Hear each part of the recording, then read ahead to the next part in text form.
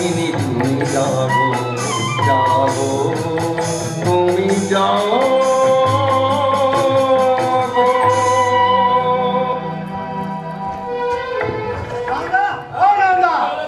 ভক্তজনেরা দুর্গা মার দর্শন পেতে চাইছে। ও দুর্গা মা, দুর্গা মা একবার কি এদিকে এসো তো মা। দুর্গা আসবে রে, আর ওই সব ভক্তদের সঙ্গে সে দেখা করবে রে। ওই ভক্তদের কাছে আমি আগুন জ্বালাই দেব। ভবানী ভক্তরা আবার কি দোষ করলো? তারা তো প্রত্যেক বছর অষ্টমী পুজোর দিন দেবী দুর্গার দর্শন পেতে চায়। আমার মেয়ে দুর্গা আছে, দেবী নয়, সে মানবী, মানব দুর্গা। তা তুমি বললে কি হবে? হ্যাঁ, এই বেহুরা গ্রামের মানুষজন, না না শুধু বেহুরা গ্রাম কেন, 10-20টা গ্রামের মানুষজন আমাদের মেয়ের দেবী দুর্গা বলে মান্যি করে। প্রত্যেক বছর অষ্টমী পুজোর দিন দেবী দুর্গা পূজা করতে আসে। এখন যদি তুমি তাদের বাধা দাও, তাহলে তারা খেপে যাবে না? তারা হয়তো জোর করে সদর দশা ভেঙে বাড়ির ভিতর ঢুকে পড়বে। তখন তুমি সামলাতে পারবে বলো? না না, ঠিক কথা বলেছে ঠাকুর। এবছর হঠাৎ করে যদি দুর্গা মা দেখা না দেন, তাহলে মানুষজন খেপে গিয়ে ভাঙতে শুরু করে দেবে। আপনি বরং দুর্গা মাকে আসতে বলুন, আমি ততক্ষণে ভক্তজনেদের সামলাচ্ছি। আমি মা হই আমার মেয়ের এত বড় সর্বনাশ করলেন গো। আমার 9 বছরের ছোট্ট মেয়ে দুর্গারে অষ্টমী পুজোর দিন দেবী দুর্গা সাজায় মন্দিরে কুমারী পুজো করা হলো। মন্দিরের পুরোহিত মশাই সেদিন যখন মেয়েটাকে চাইলে, কেন সেদিন তুমি বাধা দিলে না? কেন আমার মনীষী মেয়ের পুজো করতে দিলে? এখন কি হবে?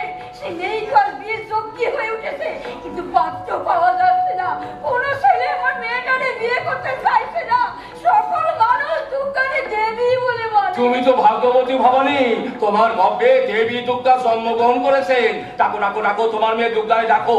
দুর্গা, দুর্গা মা একবার কি এসে দেখা দিয়ে যাও মা। দুর্গা আর ভক্তদের সামনে আসবে না। তুমি ভক্তদের ঠকাচ্ছ। তুমি জানো তোমার মেয়ে দেবী দুর্গা নয়, ছেলে নয়, তার পুজো করা হয়েছিল বলে দুর্গা দেবী হয়ে যায়নি। তুমি আমার মেয়েকে জোর করে দেবী বানিয়ে এই সব গ্রামের লোককে ঠকিয়ে তুমি পয়সা রোজগার করছো। লজ্জা করে না তোমার? তুমি না দুর্গার মা? বেশ করেছি, বেশ করেছি। 10-20টা গ্রামের মানুষজন যদি আমার মেয়ের দেবী দুর্গা বলে মান্যি করে, 2 পয়সা পেন্ডাম হিসেবে দিয়ে যায়, তাতে কার কি ক্ষতি হচ্ছে শুনে? বাড়াবাড়ি করো না ভবানী, বাড়াবাড়ি করো না। যাও তোমার মেয়ে দুর্গারে ডাকো, আর যদি না ডাকো তাহলে আমি জোর করে তাকে ঘর থেকে টেনে বের করে আনবো। গুরুচরণ, ভক্তদের জন্য দরজা খুলে দে। মা এবার দেখা দেবেন, খুলে দে।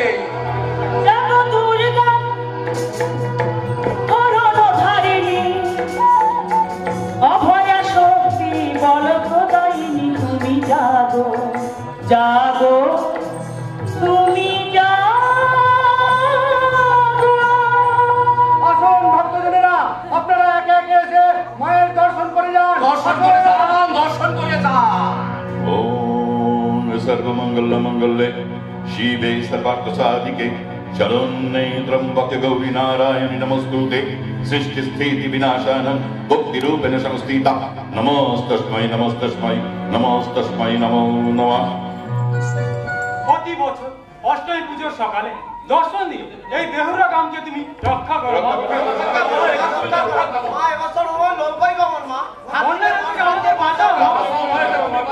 আপনারা সকলে মায়ের দর্শন পেয়েছেন। এবার এই বাক্সে প্রণামী দিয়ে আপনারা ধীরে ধীরে আসুন। দাঁড়ান, কেউ প্রণামী দেবেন না। কেন মা, আপনি কি আমাদের উপর রুষ্ট হয়েছেন? প্রণামী দিতে নিষেধ করছেন কেন? দেখুন, আমি দেবী দুর্গা নই, আমি আপনাদের মতনই একজন সাধারণ মানুষ। এইসব তুমি কেউ বলছো না? আর তোমার দুর্গা শ্বাস কোথায় গেল?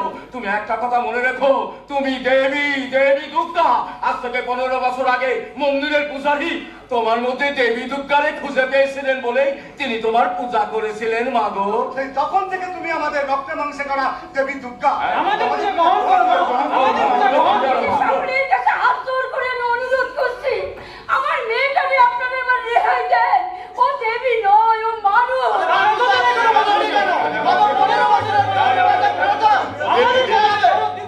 আমার মেয়ে নিজে সাত করে কি দেবী দুর্গা সেজেছিল? তোমরা থেকে দেবী বানাইছিলে, তোমাদের নিজেদের ইচ্ছা থেকে প্রণাম দিয়েছিলে। আমার মেয়ে তোমাদের কাছে ভিক্ষা চাইতে গেছিল। বেরিয়ে যাও, বেরিয়ে যাও আমার পিঠে থেকে।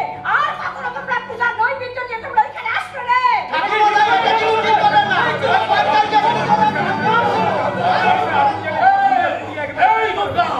এসব কথা তুই কেন বললি? একটা কথা মনে রাখিস, তুই মানুষ নস, তুই দেবী, দেবী দুর্গা। গুরুচরণ, চল আমার সাথে।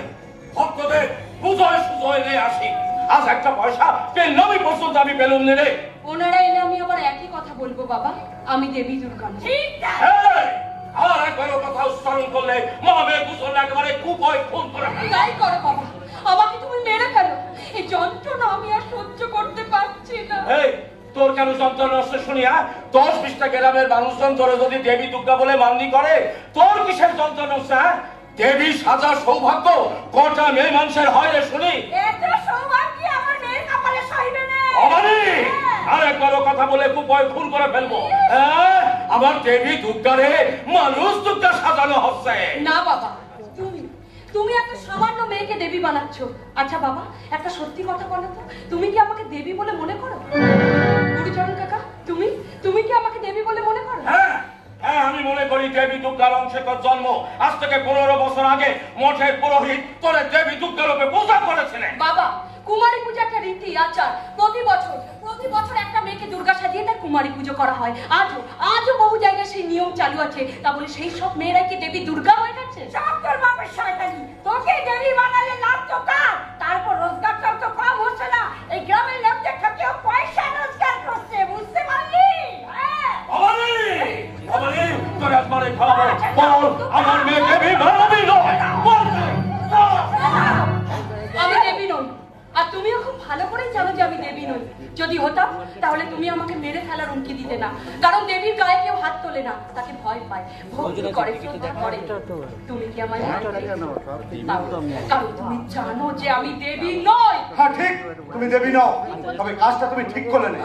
বাপের মুখখানা মাটির সাথে মিশে যাওয়াটা ঠিক হলো না। ঠাকুরমশাই, আমি যাচ্ছি। তবে বলতে পারবো নি, এই ঘটনার পর যদি কোনো অঘটন ঘটে তখন আমাদের দোষ দিবেন নি, এ কথা বলে গেলুন। হ্যাঁ দুর্গা কাজটা কিন্তু তুই ঠিক করলি রে। নাই বা হলে তুই দেবী, কিন্তু 10-20টা গ্রামের মানুষজন তোর তো দেবী দুর্গা বলি মান্যি করত। ও তোর সঙ্গে আমি মানুষের সামনে আর মুখ দেখাতে পারবো না রে। তুই মার কথা শুনিস রে, তুই আমার কথা শোন। আয় এদিকে আয়, এখনো সময় আছে। তুই দেবীর ধারণ কর। আমি ভক্তদের পুজোয় সুজয় নিয়ে আসবো, আর যদি তারা না আসে তাহলে জোর করে ভয় দেখিয়ে হলেও নিয়ে আসবো। না বাবা, দিদিকে জোর করো না, দিদিকে বাঁচতে দাও। এই দেবী শেষে তোর দিদি কি মরে আছে? বাবা, দিদি দেবী শেষে মরে আছে। প্রতি বছর অষ্টমী পুজোর আগের রাতে দিদিকে দেখেছি ভয় থপথপ করে কাঁদছে। পুজোর পর দিদিকে এখন ওই কাঁদতে দেখেছি। তুমি তো আমাদের বাবা, দিদির মনের কষ্টটা তুমি কেন বুঝতে চাইছো?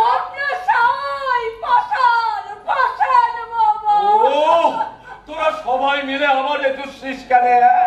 একগুলো মানুষের ভক্তি, শ্রদ্ধা, ভালোবাসা আর কি তোর দিদি ফেরত পাবে? দাদি, তুই সবকিছু নিজের দোষে সারালি। 9 বছর বয়সে আমি তো আমার সবকিছু হারিয়ে বসে আছি বাবা।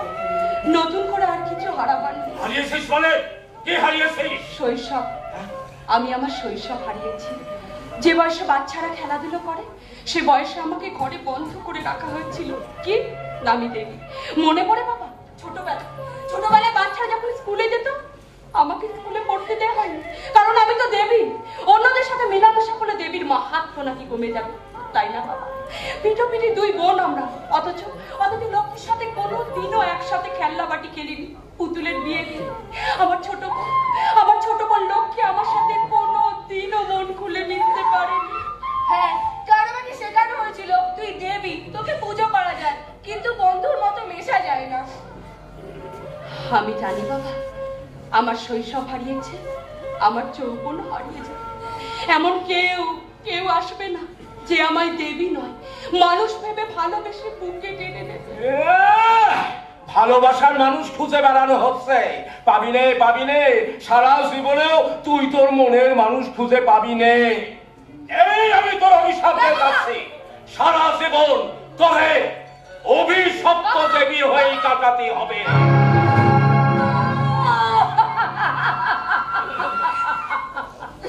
ওরে মা, তোর পাখান বাপের কথা তুই কিছু মনে করিস নি মা। দিদির জন্য একজন সুন্দর স্মার্ট বর খুঁজে নিয়ে আসবে। এসে গেছে দুর্গার জন্য সুন্দর স্মার্ট বর এসে গেছে। এসে গেছে মানে? দুর্গার বর এসে গেছে মানে কোথায়? এই যে আমি। আপনি স্মার্ট সুন্দর বর? এই ঝান্ডাগুলো বেরো এখান থেকে বলছি, নইলে তোকে আমি শেষ না অকারণে কুপিত হবেন না, ক্রোধ পরিত্যাগ করুন। আমি দুর্গার পর হতে যাব কেন? আমি তো দুর্গা মায়ের জন্য সুন্দর স্মার্ট বলের সন্ধান নিয়ে এসেছি।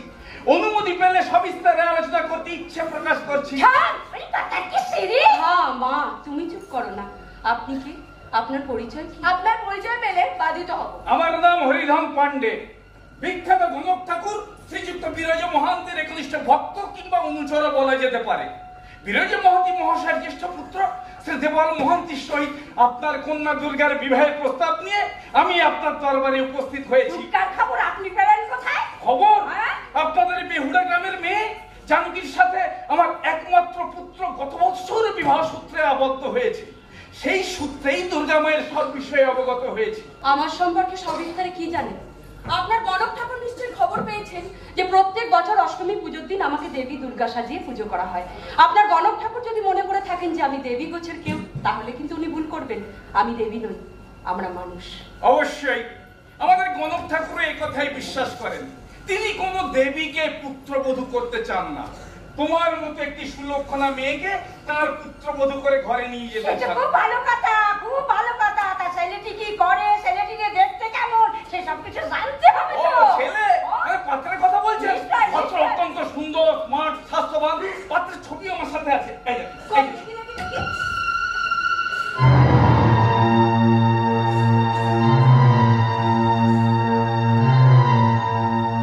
এই দিদি, ছেলেটাকে না হেভি দেখতে। দেখ দেখ, তুই না বিয়েতে রাজি হয়ে যা। আমরা বড় গরিব, পণ দেওয়ার ক্ষমতা আমাদের নেই। জি মাঠাগুলো কি কথা বলছেন? পণ পণ এসব আমাদের গণকটা চোখে দেখে। দেখ, এই বিবাহে আপনাদের যদি আপত্তি না থাকে তাহলে গণক ঠাকুর নিজে এসে দুর্গা মাকে সাজিয়ে তার ঘরে তুলবেন। শুধু আপনাদের উত্তরের অপেক্ষায় আছি। কোন উত্তরের অপেক্ষায় আছেন? হ্যাঁ বলি, কোন উত্তরের অপেক্ষায় আছেন? শুনি। একে কে আপনি? আপনি কে মশাই? হ্যাঁ? আপনাকে আমি উত্তর দিতে আমি কে মানে? আমার ভাইকে উনি দুর্গার বেশ পাত্র সন্তান নিয়ে এসছে। আর ইনি হচ্ছেন দুর্গার বাপ। নমস্কার। নমস্কার নমস্কার। নমস্কার। আমার নাম হরিধন পান্ডে, বিখ্যাত গণক ঠাকুর। গণক ঠাকুর? হ্যাঁ, গণক ঠাকুর বিরজ মহান্তি। গণক ঠাকুর বিরজা মহান্তি তার জ্যেষ্ঠ পুত্রের সহিত আপনার কন্যা দুর্গার বিবাহের প্রস্তাব দিয়ে আমাকে এখানে পাঠিয়েছে। গণক ঠাকুর বিরজা মহান্তি আমার মেয়েরে তার পুত্রবধূ করতে চান? ও, এ তো পরম সৌভাগ্যের কথা। বেশ, আমি তাহলে গণক ঠাকুরকে গিয়ে খবরটা দিই। আর এর মধ্যে আপনারা একদিন এসে ছেলেকে মানে পাত্রকে দেখে যাবেন। তখন সবিস্তারে সব আলোচনা হবে। এখন আমি যাচ্ছি, মানে বিদায় নিচ্ছি। নমস্কার। নমস্কার। একটু জল বাতাসে খেয়ে যান। দিন না থাক, আগে বিয়ের পাকাপাকি ব্যবস্থাটা হয়ে যাক, পরে একদিন এসে খেয়ে যাব। এখন আমি যাচ্ছি, না মানে বিদায় নিচ্ছি। নমস্কার। নমস্কার। ভবানী, ভবানী শুনলে? তোমার মেয়ে গণক ঠাকুরের ছেলের বউ হতে চলেছে।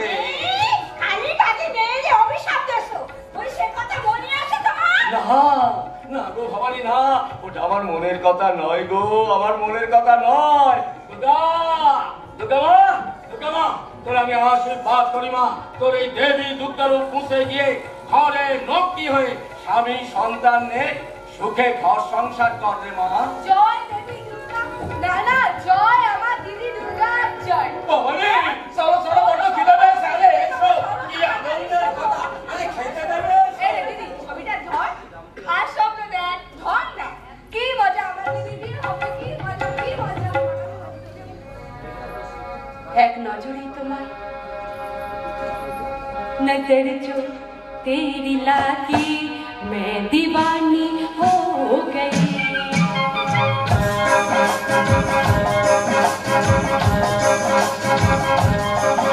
कहते ए दीवानी दीवानी हो गई।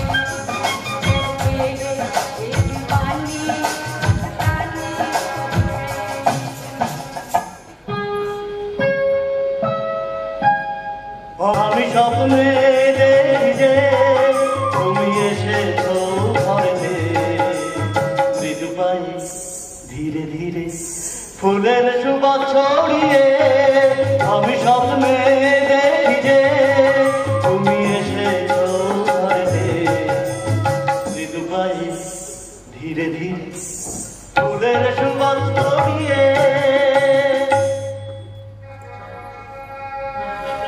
नजर जो तेरी लागी मैं दीवानी हो गई दीवानी हाँ दीवानी दीवानी हो गई दीवानी हो गई दीवानी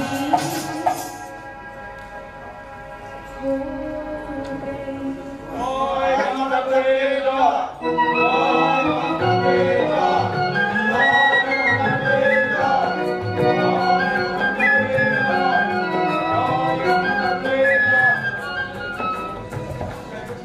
মঞ্জুশ্রী, তুমি ভালো করেই জানো আমি এসব গণনা ফণনায় বিশ্বাস করি না।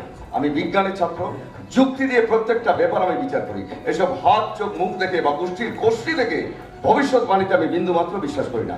তুমি জোর করলে তাই তোমার গণক ঠাকুরের কাছে চলে এলাম। তাছাড়া তোমার গণক ঠাকুরের ভাওতাবাজিটা সামনে থেকে দেখাও যাবে, এই জন্য আরো এলাম। দেখো, গণক ঠাকুরকে অবিশ্বাস করো না। শুনেছি তিনি ত্রিকালদর্শী, ভালো মন্দ যাকে যা বলেন তাই হয়। গণক ঠাকুরের দর্শন পেতে কত লোক এসেছে। হ্যাঁ, সে তো দেখতেই পাচ্ছি।